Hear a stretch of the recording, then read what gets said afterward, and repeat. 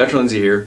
This short video shows us doing 2 FUE cases separated by 3 days. On Saturday, we did a 51 to 55-year-old, I guess he's older than me, so he's a 55-year-old white guy with very fine hair that we'd FUE'd a couple years ago.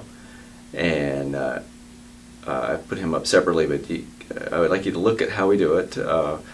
And you have to be really careful with these fine little hairs that we are taking out. And I'll show me making the holes and doing the punches, and then Wendy doing the extractions, and I narrate along with it. And then just a couple of days later, we had a 23-year-old black guy with really thick, bushy, wiry hair that just needed a few hairs put on his head. And he had gone to 2 different places that told him that he needed 1,800 grafts.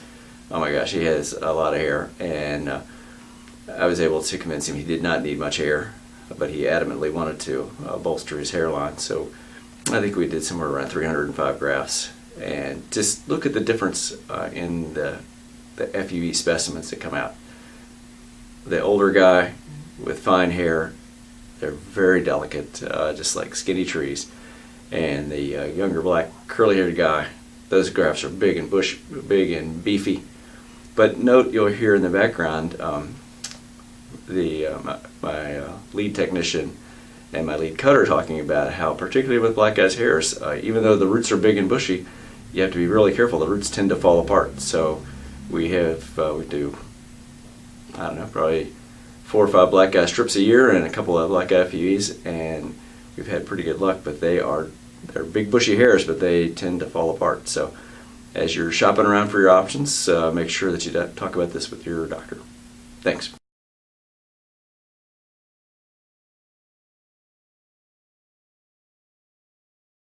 Okay, so this fellow we did an FUE on last year, and you can see all these little white spots that don't have hairs coming out of them, which means we got the root. And so we're going to go back and try to get enough hair to address some complaints that he's got in his marrow pattern baldness without donor depleting him. And so I can't imagine how a machine is any better than a human hand. And Feller makes a great argument on that. So we've numbed him up, and Wendy's pulling one direction, I'm retracting another direction, and we go in with this little punch by hand, and you got to find the angle, and then you go down. And so essentially, using plants as an analogy, I've taken a shovel and gone around the plant and down about 18 inches as far as plants goes. This I've gone 3 millimeters. And then of course it oozes a little bit. I can't put a shovel underneath and fulcrum this thing out. So in the next segment I'll show how we get these grafts out. But we do this, and so there's a couple of components. One is I gotta hit the right angle. Next is I gotta stay in the right angle and hope that the hair doesn't twist or change directions underneath. And third is that the removal component, we can't rip the bottom of the root off. And so that's why FUE is just more of a challenge than strip. Anything you want to add? And then you have to think about which one you are going to punch, because you don't want him. Right. And so, for example, in this particular area, these are all great hairs, but I can't get all of these boys, otherwise he'll have a patch that just doesn't have any hair.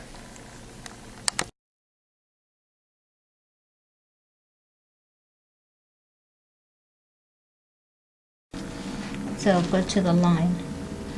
So again, issue 1 is find the right angle. Number 2 is follow that angle all the way to the bottom of the root, which in his case is about 3.5 millimeters.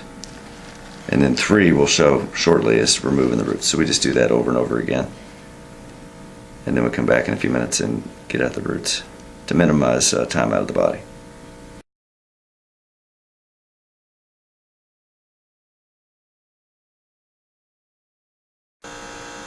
Okay, so Wendy's now removing some FUEs, which I hand did with a Feller punch. And so just like my videos of, this is similar to using little plants that you would buy at the store. You know, I have scored the skin and down about 3 millimeters. Here you go, so she gently pulls, and it's this little tug. Yeah, you saw it? That stresses the root. Show the, lay that over there. So there's no But fat around it, there's but no it's fat. still a healthy one. But you could see that, Unlike two a more strip. touches, Yeah. and that graft won't be good. Yeah.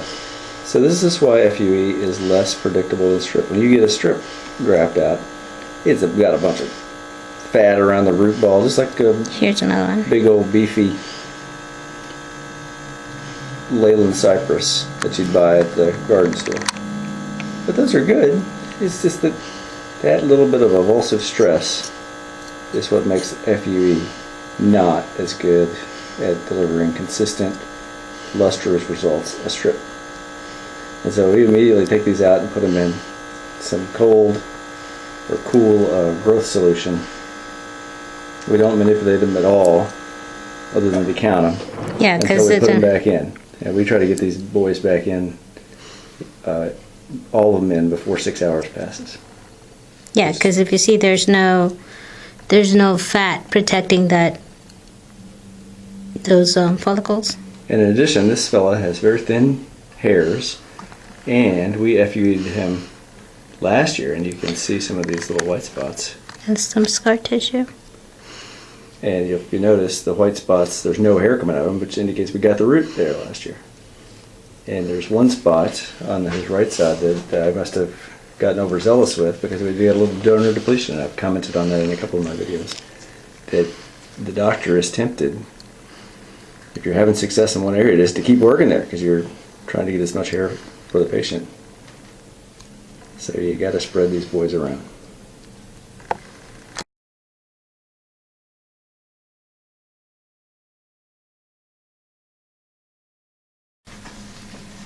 Okay, so this is a compare and contrast.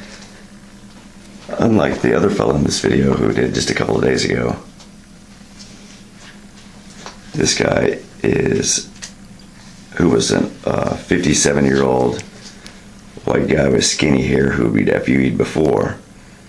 This is a much younger guy, black guy, thick curly hair, and his grafts are more like big old bushy Leyland cypress trees. So remember that the keys are lining up and getting the right angle, the correct angle, which is easy with straight hair and less easy with curly hair. Following that angle all the way down to the root, hoping that, particularly in black guy's hair, that the corkscrew doesn't go some different direction.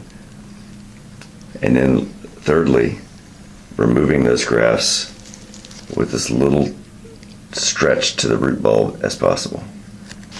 Wendy, can you tell us anything about how this is different than Saturday's? Well, like you said, it's not straight, and even though it's curly and big, but their black hair tends to be more fragile than the white hair, right, Baldo? Yeah. Yeah, it breaks really easy. Even these big roots break. Yes, in black people, even in a strip, right, Baldo? When you cut out a strip. Yeah. You really have to be careful not pull in too hard. So if we can get them out, those roots are nice big healthy root balls, but they're fragile getting them out. Yep. So that concludes the video discussing the two cases of FUE that just showed, one in a thin-haired guy with very fragile roots, and the other in a black guy with big curly bushy roots, which also are fragile. Again, the summary is that we have to hit the right angle, maintain that angle down to the root without transecting the hair, and then limit any avulsion stresses on the root during extraction. And those three components, particularly the last one, are the reasons why FUE is unpredictable. And in my estimation, the automated and inexperienced FUE surgeon will once again give a bad name to the hair transplant industry, just like plugs did back in the 80s. Thank you.